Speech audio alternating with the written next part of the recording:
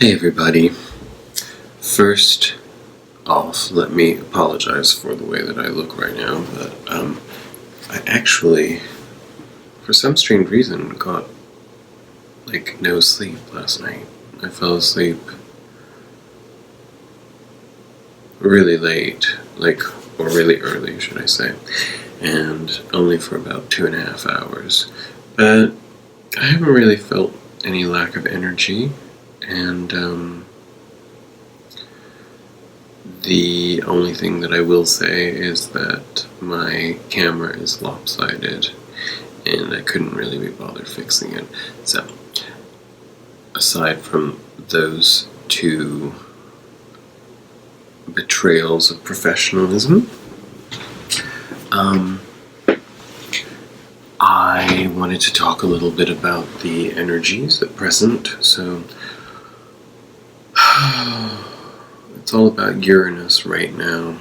I mean, we're in Taurus season now, and Uranus is in Taurus, and we've talked a lot about how Uranus in Taurus is the purveyor of unexpected change, seeming chaos, upending, overhaul of systems, collapse of systems, new solutions. When we were first talking about this in the astrology community, a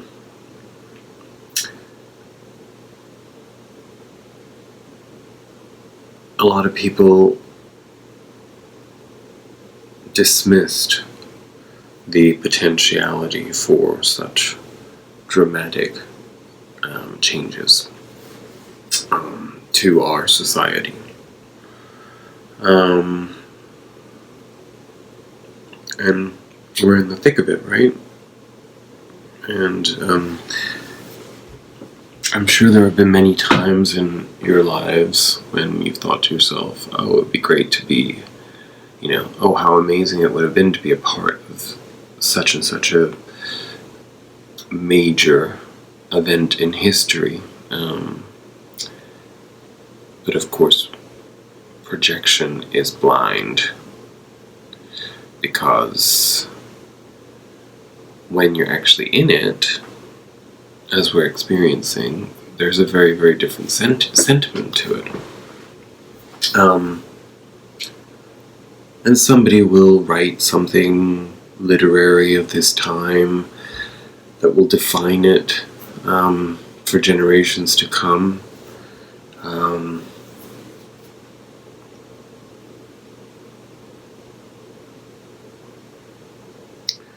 But the experience is that of the cosmos being in you and you being in the cosmos, and so therefore it doesn't matter who's recording whatever's happening right now, or for that matter what the culture has dictated to us as to what was important throughout our lives and throughout history. These are just very, very curated, carefully selected and curated pieces of information among millions of other pieces of information, surely even more than that, that the powers that be have chosen to define history as it is taught to us and as we perceive it through our mediatized culture or through education. Something parallel that happened at the same time as another event, but that was deemed lesser in importance, most probably to the agenda of those who do decide these things, well, that can radically alter our entire experience of what we consider reality.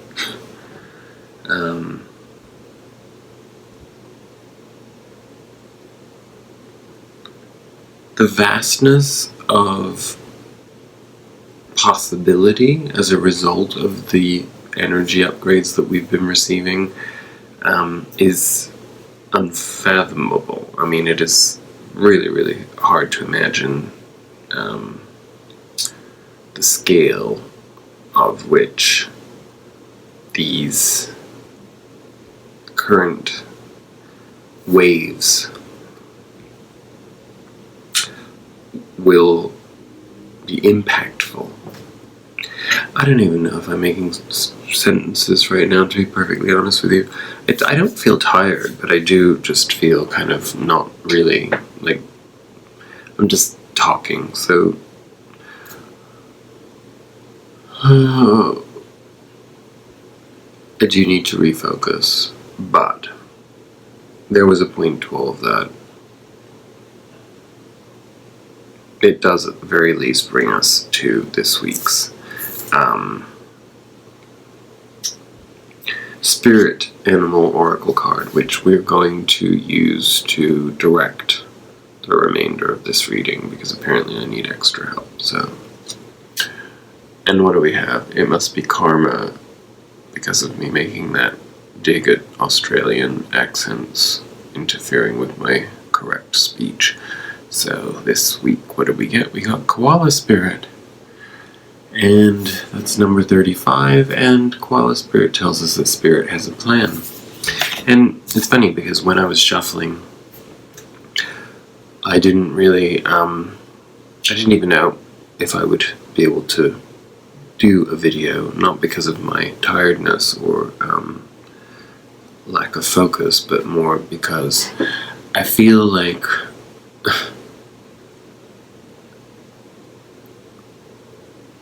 right now we are being asked to be engaged, but also in observation. And we need to do that because this period of quarantine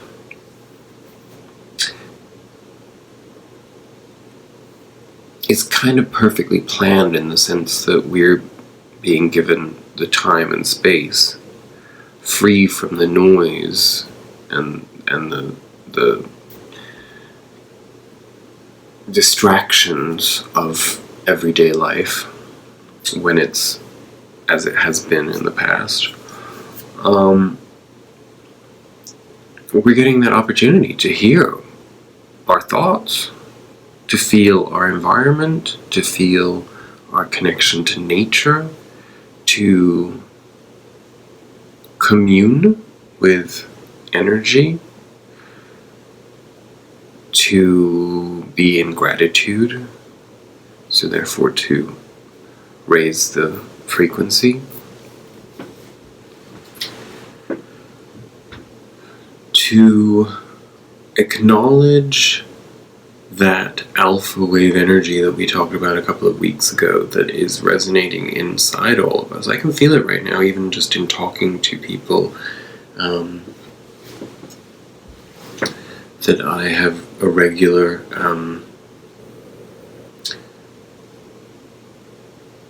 means of communication with, and everyone is, it corresponds to springtime in some parts of the world too, but there's a buoyancy, and there's a reason why. I mean, if we believe that everything is interconnected in the universe, would it not make sense that certain alignments of energy would correspond to the seasons that are colored by certain emotional shades?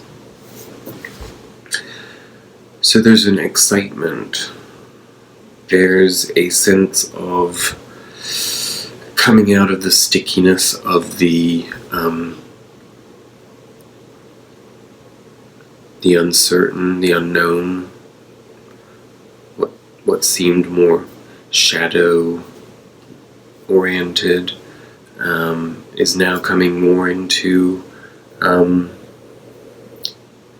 easy tones of light, where we're being given this opportunity to not necessarily have a lot of required responsibilities being met, you know.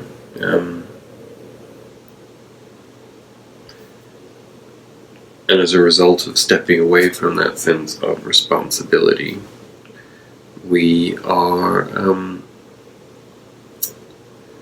doing something which is pretty amazing, which is redefining what responsibility is, and understanding that in fact the only responsibility that any of us needs to have is towards ourselves. And that's what we're learning to do. We're learning, without all of the interference, how to acknowledge what we actually feel.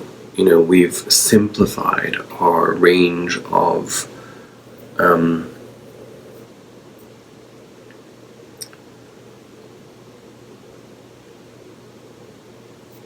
reach. And as a result of that, it's almost like we're being given this, you know, we're this Uranus sun energy that's on the horizon, which is what I was talking about initially, and then got distracted from, is that illumination inside of ourselves. And it's coming in a way that is completely unexpected, in the sense that it may be some dormant part of you, or some something that you perhaps once wanted to define you, and that now you're actually realizing you have, and it does define you, and it may be in a way that you didn't expect, and it doesn't feel the way that you thought it would feel either. But regardless, most of these things feel pretty freaking good. And I don't know a lot of unhappy people right now. The only people I do know who are unhappy are living out relationship cycle, drama, and rot that no longer serves them, because they've been given the chance to move beyond those limitations, and they're fearful, so they're still anchored in that. And that's completely normal, and the entitlement of us all, because we all have to go through that process of letting go of those things that keep us anchored in shit. But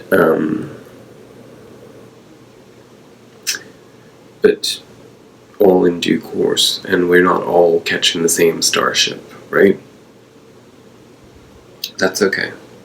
Like we've said it in many times over the last few months. If somebody or something is resistant to your energy, let it go. It's not meant to be on the same ride as you, and that's perfectly fine. You have to make space for what is going to move you forward towards your purpose. And that may sound very broad, and for anybody watching, you may think that you've already found your purpose, or you may think that you're well past a point in your life where you would discover your purpose. Well, I keep coming back to this, whether we like it or not. You know, our culture programs us into having feelings of restriction and fear that then in turn, if we really can sit and be honest with ourselves, we realize that it has cost us so much opportunity. It has cost us so much investment in ourselves. So we don't get a choice. We come here with purposefulness, and so we have to see that as a commitment. That if we are not sure that we've fulfilled our commitment to purposefulness, that means that we probably haven't, and that's exciting because we get to keep searching and experiencing it. And it doesn't matter if you have to do that from your living room or your garden, or from returning to some internationalism in your experience of life in the world. It doesn't matter, because all of that is illusion. You are a self-contained entity who is capable of emanating whatever energy you want and of receiving whatever energy you want, because that's all we are. We're a conductor, but we have intentionality, which means that we get to choose which of those polarities we emphasize in our experiences, and how we view other people's experiences, and how we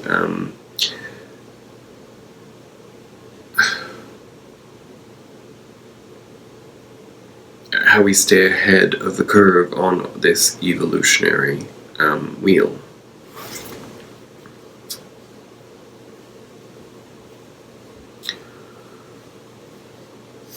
Is there anything else I wanted to say on that? No.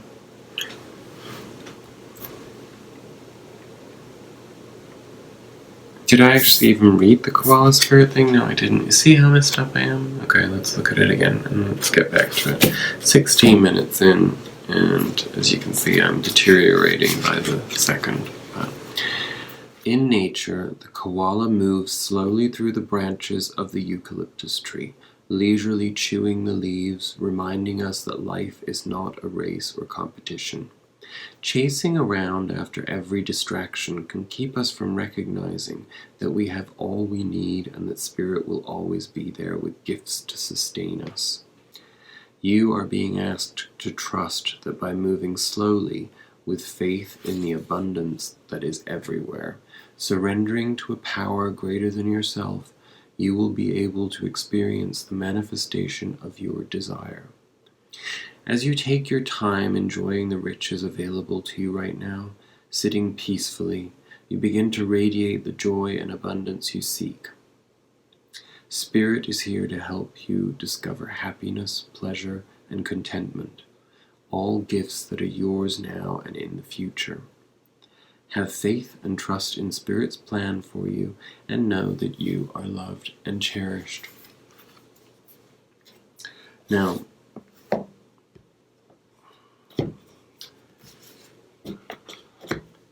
I feel that there is a reinforcement of the notion of just how expansive this time is for all of us. And I want you to keep doing the meditation work that I know you've all been focused on, because I really do honestly believe that for every minute that we meditate for light, it doesn't have to be for anything else, just for lightness, light versus dark. We are truly in warrior mode, and it's working. And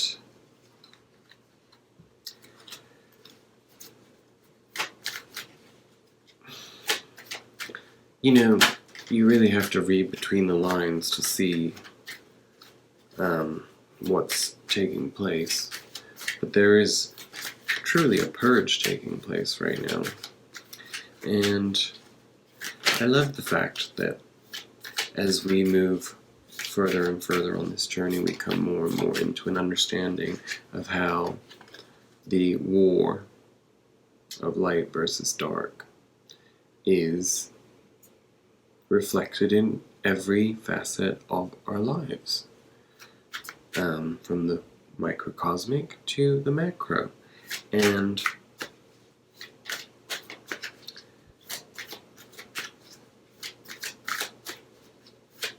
This is the reason why the driving force of the dark is power. And of course you could argue that that's the same for the light, except when you're in the light, there's no need for control of any sort.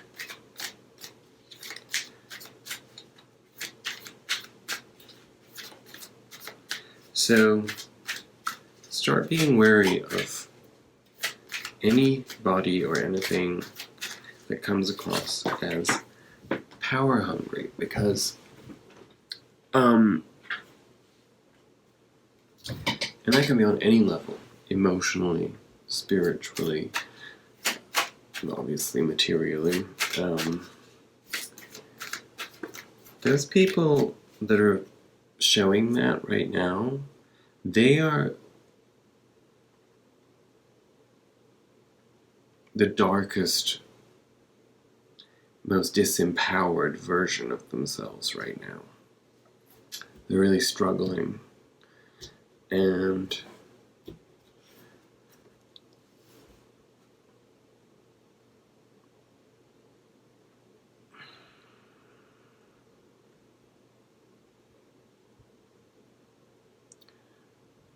just stay true to your values. At this point in life, you've understood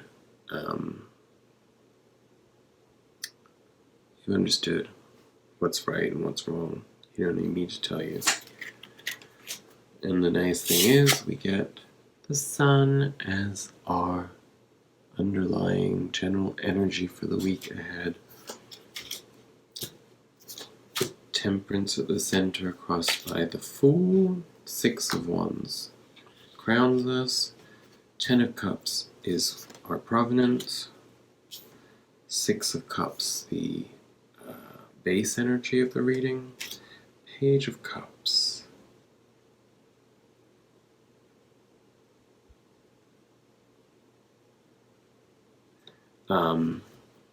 Immediate future. Sorry, I got distracted. I was thinking it was...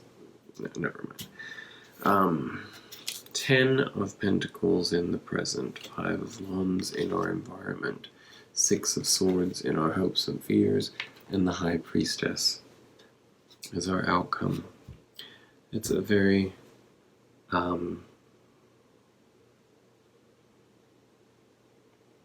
free-flowing and positively driven reading here, which is nice to see, because to be perfectly honest with you, I might make some of them sound pretty good, but we've had some pretty shitty ones in the last the last 2 months. There have been some interesting readings that needed to be interpreted in a certain way. I'll take clarifiers afterwards, but let's start with where we're at. So, our underlying energy, the sun. Right now, we are understanding that the energy of the sun, ultraviolet light, is probably the greatest healing resource that we can all tap into in some shape or form whenever we can. I know for those of you that live in potentially rainier climates, it's unfair for me to say that, but even in England right now, I know you've had a few days of sun, so you have no excuse. Get that vitamin D and those UVs. I'm not a doctor, so anybody wants to sue me when they get skin cancer, I exonerate myself immediately by prefacing that this is for entertainment purposes only.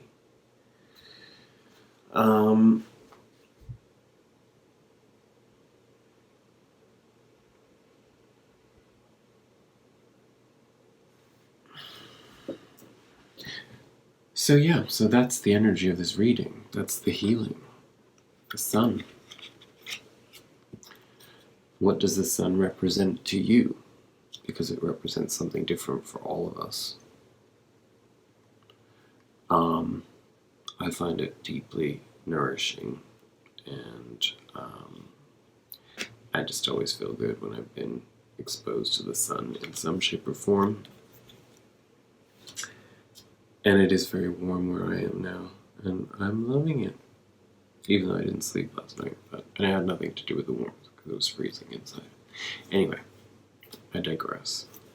At the center of our reading, we have temperance, so we've reached this place now of balance.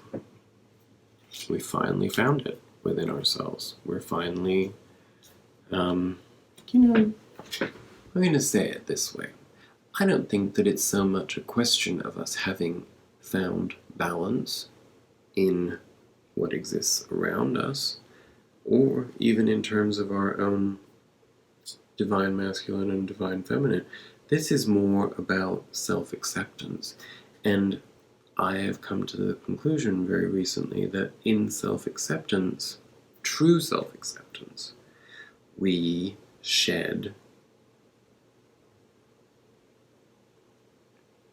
so much weight that we can't help but feel buoyant, And it's getting to that place where it's like, you know what? When we understand our place in the universe and we understand the infinite nature of life as an energy force, not our individual journeys in these bodies, but beyond that,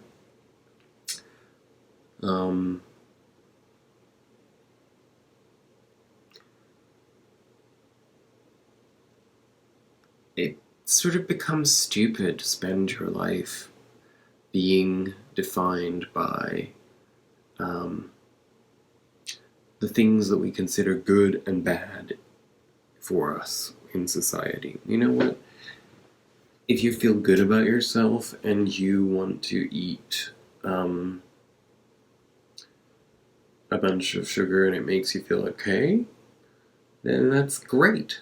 If you want to enjoy tobacco and it makes you, you're not, having health problems from it, then by all means, at this point in life, what's the point of even being in judgment of that? Because this is just a journey.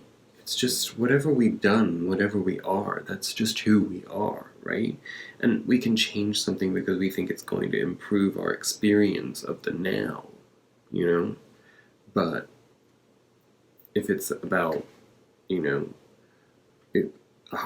don't know if people watching this will feel this way still, because I think it's something that we usually outgrow, but it's like, remember the times in your life where you were worried about what people would say about you when you were gone. Like, really, who cares, right? I mean, honestly, it's just, you really think about it, it's like, the only person you have to answer, I'm going to sound like some religious, not that I would have dismissed, in the past, but it is the truth. The only person you're answerable to, well, the only two entities that you're answerable to are yourself and your higher power. Anyway, temperance, balance, was crossed by the Fool. So this sun energy coming into this balance that we have found in ourselves of self-acceptance and of knowing what is right for us, and trusting our own intuitive sense, if we can embody that and do that, that's the journey of the Fool, the very, very beginning. This Fool is ready to step off that cliff and has no idea what's ahead of him or beneath him. But he's at the beginning of a new journey, so what does he care? He's got nothing to lose because he has himself. And that's all he knows. So in that simplicity of self-acceptance, we return in a certain way to a state of innocence, but self-contained, self-preserved innocence in the sense of the embodiment of our inner child. So we spend all this time working through trauma and overcoming our uneven relationship with our inner child, and we learned to parent ourselves, and subsequently, as we talked about at the time, this enables us in the next stage to embody the inner child once again, to be able to actually go back to that state where we feel those alpha waves and we have a sense of wonderment, and we don't have that kind of self-punishing self-awareness, where it's like you don't think about how you look, you don't think how other people are going to respond to your sovereign right to be yourself. When you're a kid, you don't think about that. In fact, some people are lucky enough that they don't experience ever being shamed for who they are. I'm sure there are many people actually that have had the experience of not being shamed. But for those of us, and many an empath has been shamed in their lives, when we break free of the chains of that shame and we can re-embody that childlike spirit of, dancing like no one's watching kind of thing, that's life. That is truly what living is in its rawest form. So who wouldn't want that? That is life as a force of light and joy, So, good work. In our past, we have the 10 of Cups. So this is what we're coming out of. And what I'm reading this as is that as we elevate, as we raise the vibration, as we move closer and closer into fifth dimensional energies, and our consciousness is going through that shift very rapidly right now on many levels, we are then able to look back on our provenance, our past, our history, with lightness, through a lens of light. So things that were very dark and traumatic and deeply disconcerting to the development of the secure version of ourselves that we want to embody, all of that gets, it's like somebody throws a blanket of color all over it, and it just kind of becomes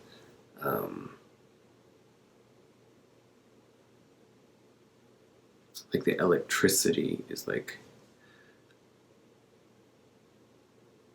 it's like we turn into neon electricity, if that makes sense. That's how I'm seeing it, that we kind of, when we're in that place of light, we can see our experiences through a prism of, like a neon prism, That's all I can really say on that.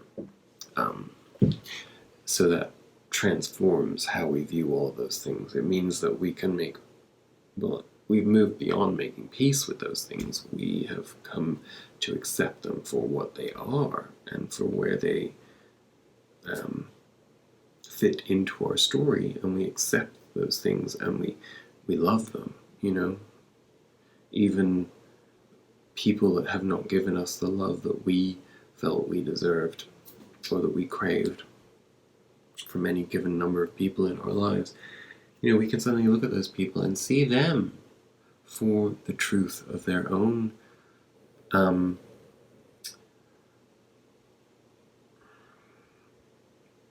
unformed self-awareness. They're just at a different stage on their journey. And actually, if they dragged an empath, like a light being, a star seed, or whatever you want to call yourself, if they targeted you at any point in your life in a way that traumatized you and held you back from your fullest potential, they were trying to stop you from being what you could have been and that you are becoming now. You might not have been able to become that at 15 or 20 because of trauma or because of something that was done to you, or the way that you were controlled by authoritarian means. You could be 70 now, and that can be happening now,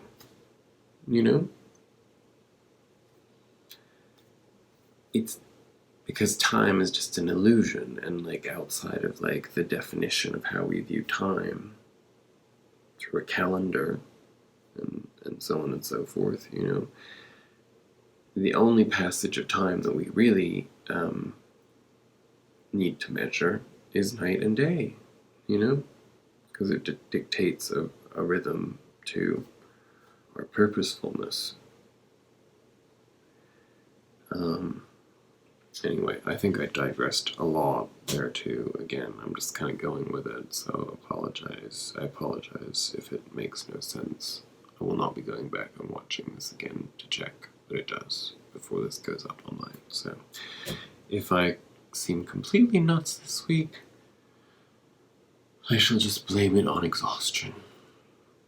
Which is a lie, because I really don't feel exhausted. I feel really, really good. But I forgot I did smoke some pot earlier too. Yeah, that might be why I'm like this too. Well, I'm just going with it. I've decided that I'm seeing marijuana as a spirit medicine, and so when it's used in terms of channeling and so on and so forth, it's for the benefit of everyone, so I am exonerated. I just declared that now. In fact, you know what?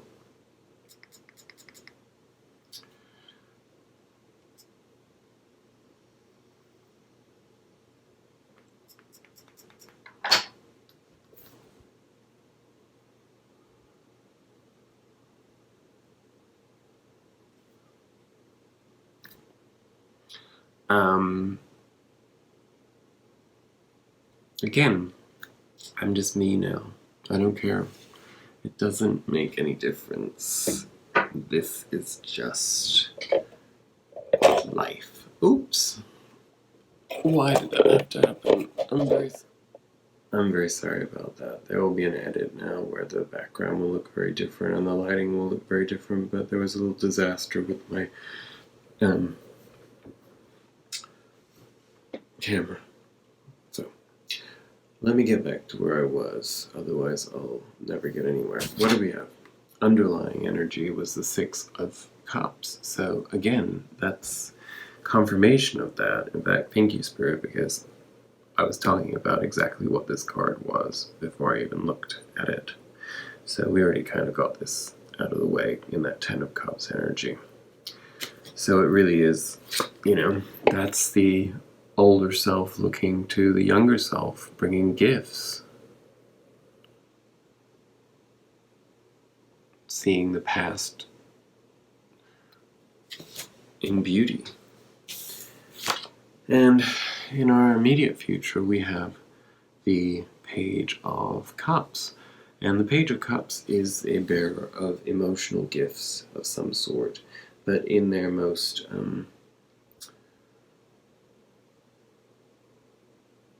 how would I put this? Well, sorry, I'll just be offensive. Immature, in the most immature sense. In other words, this is emotion that will come at you in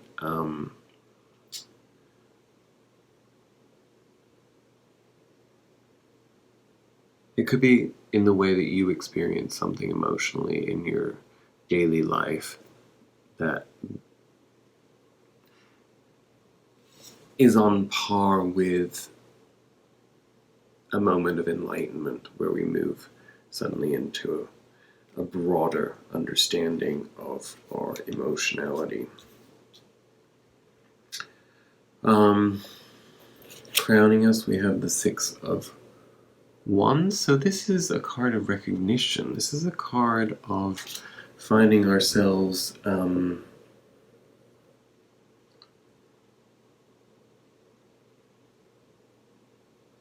being recognized for our value. I don't know how that's going to manifest itself, but well, actually I do, because it can be as much in terms of, public recognition or within an organization as it can be, perhaps, coming back to what we were just talking about, a family member coming back to you with a different level of reverence and respect and love, and being able to see you in a different way, and therefore being able to elevate you to the place that you deserve to be elevated to, based upon the pureness of your heart and not the sum total of your actions, if that makes sense. So, you see, when I stop thinking, it comes out.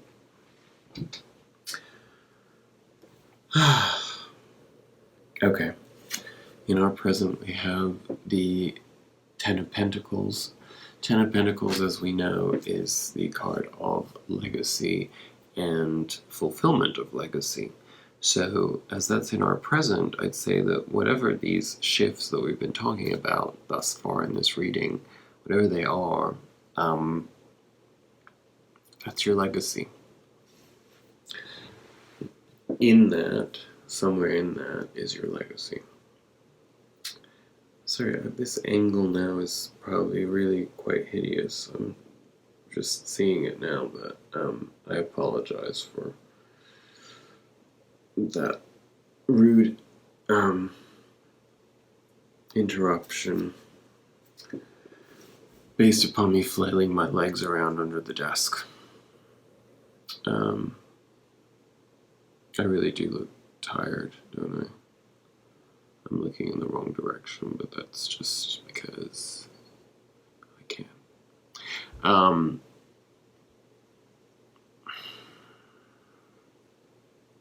Interesting, in our environment we have the Five of Wands, so that's us feeling competitive in some way. But it's also,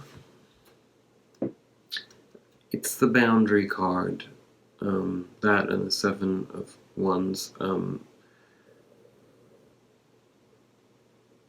And it's interesting that we get that in our environment when we have the Six of Wands crowning our reading. So, the Five of Wands is what gets us to the Six of Wands. So,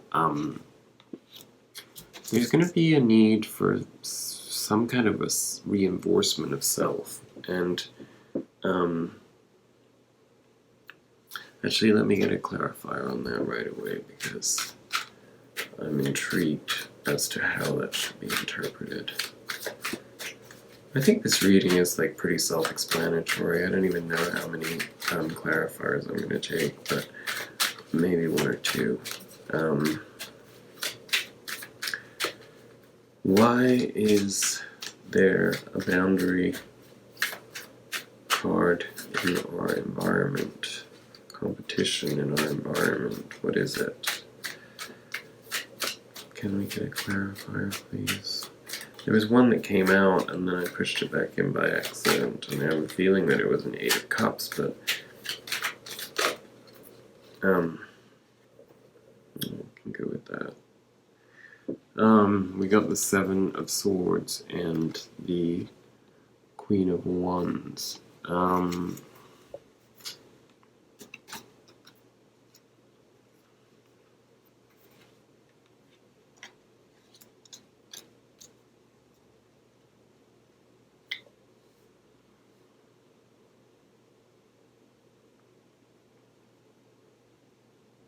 Okay.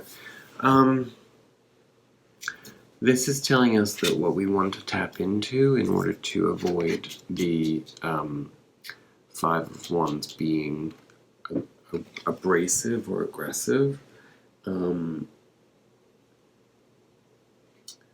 being told to. I'm taking this as, because this is the diplomat approach to boundaries. It's withholding the truth to a degree, or telling a white lie, or embellishing something in order to curry favor. And the Queen of Wands is how that is embodied in our personality. So we want to tap into our more gregarious side in terms of how we interact. If we find ourselves in the position where we're interacting with people, where there's any sense of competition, or where we could feel potentially like we're locking horns, or that somebody's preventing us from doing something or going somewhere. Whatever that is, I mean, I really do mean that in the broadest sense of the term, because obviously right now some of us don't have a lot of contact with a lot of people. But when we do, it's important to remember this. So use diplomacy and tap into your gregarious, outgoing, warm, confident nature. That's how you defend your boundaries. In fact, it really just comes back to what we were talking about the week before this reading, or the week before that, I can't remember when it was, but whenever we were talking about quiet boundaries, I mean, that actually really, this entire thing is essentially like a version of quiet boundaries. I don't know why I always need to talk about quiet boundaries. But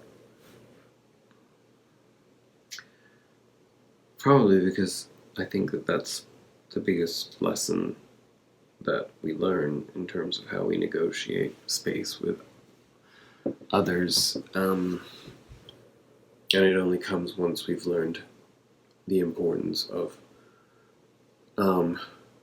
holding space for ourselves, right?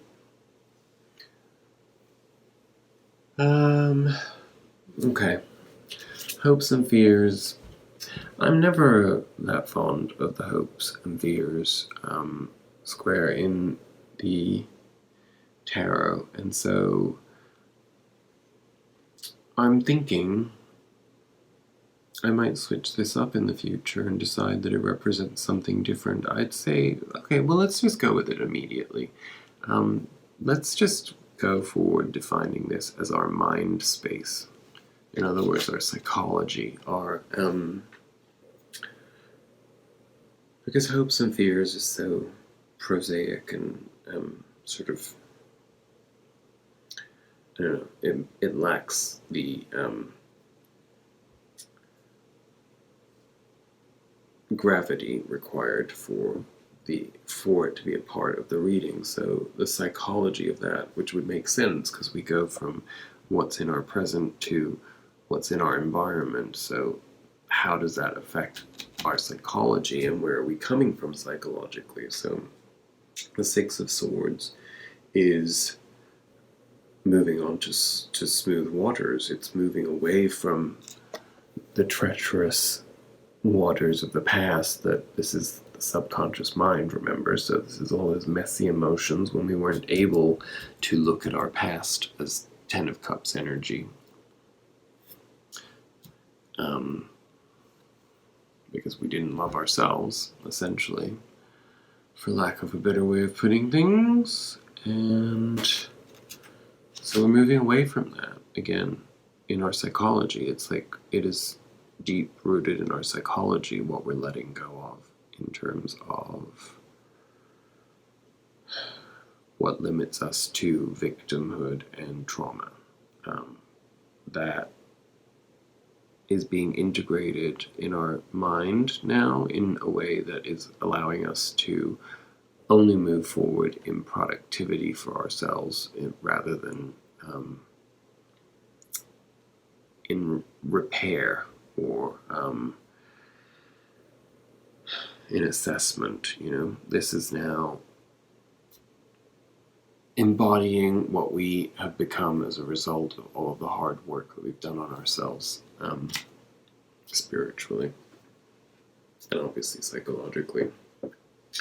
And our outcome is the High Priestess. So this is the balance of, this is being in balance of light and dark. And because when we're in balance in ourselves, we make, this is like in the Lover's card, the choice that is not really a choice because we choose what we love. Well, because the High Priestess knows the darkness, she knows that she will always choose the light.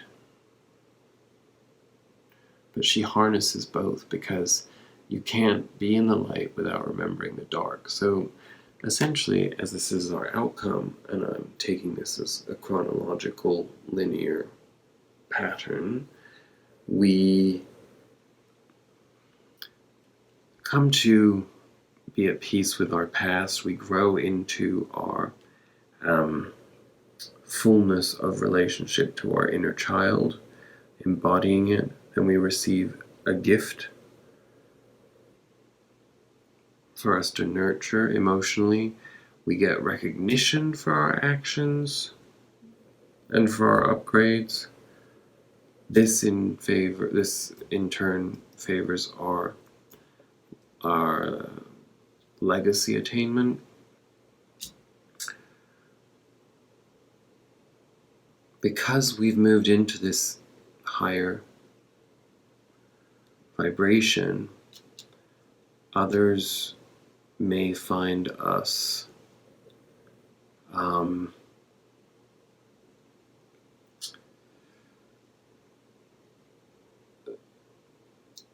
there may be a little bit of a fear of missing out vibe going on where people could potentially, I'm understanding this better now, this combination of the Five of Wands. It's like, when you radiate certain things, that could make other people sadly uncomfortable in some way because they don't know how to access that, right?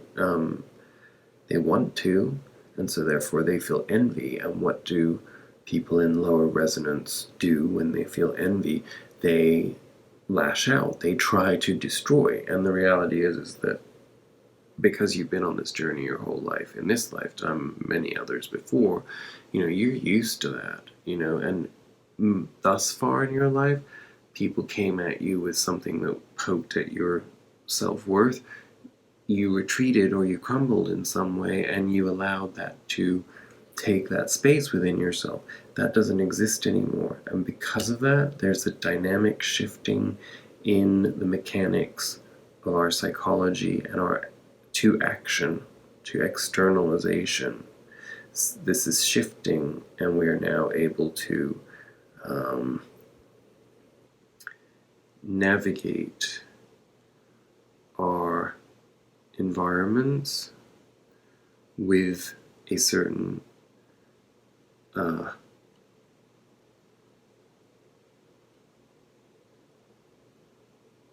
levity and detachment, just because we're in the light. and we feel it tangibly in our experiences and in our environments. Energetically, we feel the lightness, and we see the light reflected back to us, because the more that happens, the more the darkness kind of like, you see it, you know it's there, like she does, but you don't give it more space than it requires to be a reminder of what was.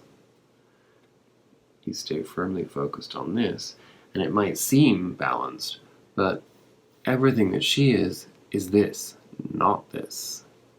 So, in fact, the light is all of that, you know. I know, that was really technical of me, the way that I put that, but I think it got the message across, and I don't want to pull any more cards. Not because I'm being stroppy, but because I feel like that reading was really beautiful in its confirmation of how things feel right now. And I hope that you are fully in appreciation of that in yourself, and that you're having that experience fully, allowing yourself to have that experience fully. And I wish you a wonderful week ahead. I will ask that you trust that Spirit has a plan. Whenever you're worried, release it. Because when you surrender to Spirit and you know your power, you can only end up where you're supposed to end up, right? That's all, folks. Sayonara.